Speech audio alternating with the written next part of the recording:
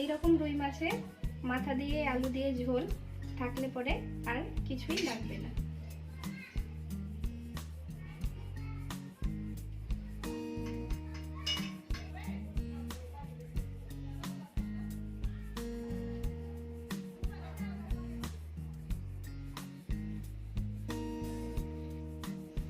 চলুন তাহলে রেসিপিটি শুরু করা যাক। মাছের মাথার এই রেসিপিটি বানিয়ে নেওয়ার জন্য নিয়ে নিয়েছি আমি একটা বিগ সাইজের মাথা। এটা রুই মাছের মাথা, ওজনে আছে 750 গ্রাম। মাথাটা আমি দু ভাগ করে কেটে নিয়েছি, আর এর সাথে এক পিস মাছও আছে। আর নিয়ে নিয়েছি আদা কুচি আর রসুন। এক কোয়া রসুনকে আমি ভালোভাবে ছাড়িয়ে নিয়েছি। মিডিয়াম সাইজের দুটো আলুকে আমি লম্বা লম্বা করে কেটে নিয়েছি। আর একটা বড় সাইজের পেঁয়াজকে আমি পাতলা পাতলা করে কুচিয়ে নিয়েছি। ঝালের জন্য নিয়ে নিয়েছি শুকনো লঙ্কা, আর নিয়ে নিয়েছি একটা তেজপাতা। রান্নাটা শুরু করার জন্য ফোড়নে দেবো বলে নিয়ে নিয়েছি সামান্য চিনি। রান্নাটা করে নেওয়ার জন্য গ্যাসটা অন করে কড়াইটা বসিয়ে দিয়েছি। কড়াইটা এবার আমি ভালো করে গরম করে নেব। কড়াইটা আমাদের ভালোভাবে গরম হয়ে গেছে। দিয়ে দিচ্ছি সরষের তেল।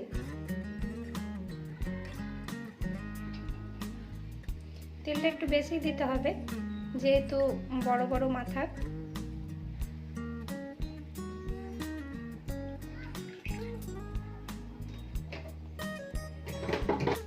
বেশি তেল না দিলে ভালোভাবে ভাজা হবে না। তেলটা ভালোভাবে গরম হয়ে গেছে, দেখুন ধোঁয়া বেরোচ্ছে।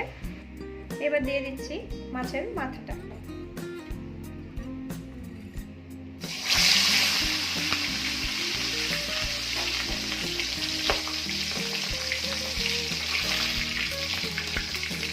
যেহেতু কড়াইটা অনেক বড় সাইজের, তাই দেখুন দুদিকটাই ভালোভাবে ধরে গেছে। এবার আমি মাথাগুলোকে উল্টে পাল্টে ভালোভাবে ভেজে নেব। ওইদিকে মাথাটা ভাজা হতে হতে মশলাটা রেডি করে নেব। নিয়ে নিয়েছি একটা মিক্সির বাটি, তার মধ্যে দিয়ে দিচ্ছি কেটে রাখা আদা রসুন।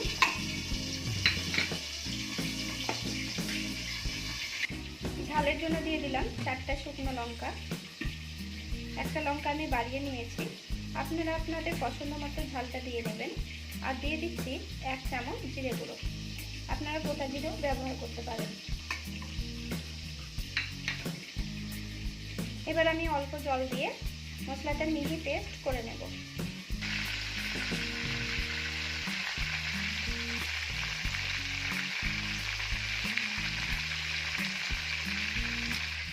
মশলাটা আমি মিহি করে পেস্ট করে নিয়েছি। এদিকে আমি পেঁয়াজটা সিলেতে নিয়ে নিয়েছি। পেঁয়াজটা আমি ভালো করে বেটে নেব। পেঁয়াজটা আমি বেটে নিয়েছি, এবার উঠিয়ে নেব। পেঁয়াজটা তুলে নেওয়ার পর নিয়ে নিয়েছি একটা মিডিয়াম সাইজের টমেটো। টমেটোটাও আমি পেস্ট করে নেব। এইদিকে আমাদের মাছের মাথাগুলো ভালোভাবে ভাজা হয়ে গেছে, এবার আমি তুলে নেব। মাছের মাথাগুলো আমি তুলে নিলাম। একটু বেশি করে সময় নিয়েই ভেজেছি, যেহেতু অনেক বড়, ভালোভাবে ভাজা হবে না একটু সময় না নিয়ে ভাজলে। এবার আমি কড়াই থেকে তেলটা কমিয়ে নিচ্ছি। কড়াই থেকে তেলটা আমি কমিয়ে নিয়েছি। এবার এই তেলের মধ্যেই আমি আলুগুলো ভেজে নেব।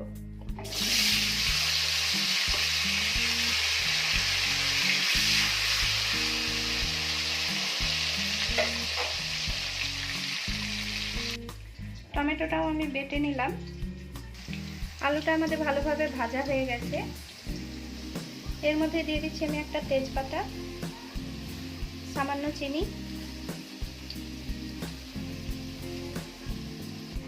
আর দিয়ে দিচ্ছি আগে থেকে বেটে রাখা পেঁয়াজটা।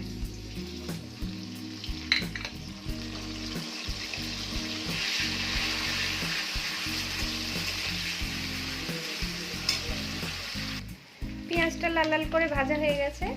এবার দিয়ে দিচ্ছি টমেটো বাটাটা। টমেটোটাও আমি পেঁয়াজের সাথে আর একটু ভেজে নেব।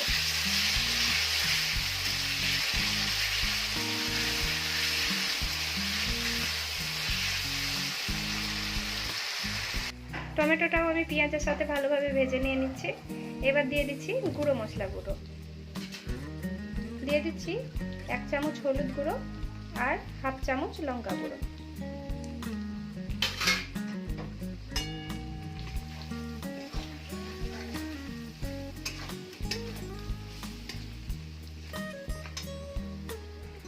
আর দিয়ে দিচ্ছি মশলাটা, আদা রসুন লঙ্কা বেটে যে আমি মশলাটা করেছিলাম সেটা দিয়ে দিলাম।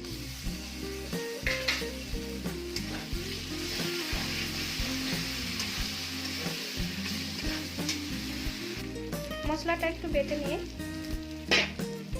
ভেজে নিয়ে দিয়ে দিচ্ছি সামান্য জল। জলটা দিয়ে আমি ভালোভাবে মশলাটা কষিয়ে নেব। মশলাটা আমাদের ভালোভাবে কষিয়ে নেওয়া হয়ে গেছে, তেল ছেড়ে দিয়েছে। এবার দিয়ে দেবো পরিমাণ মতো জল। ঝোলটা ভালোভাবে ফুটে গেছে, এবার আমি মাছের মাথাগুলো দিয়ে দেব।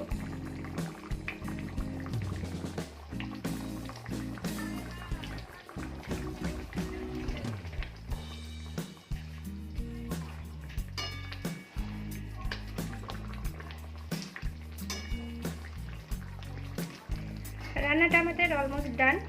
এবার দিয়ে দিচ্ছি 1/2 চামচ গরম মশলা গুঁড়ো।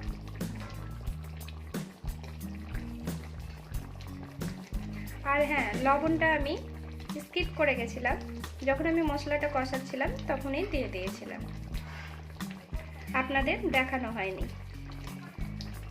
এবার উপর থেকে ছড়িয়ে দিচ্ছি ধনেপাতা কুচি।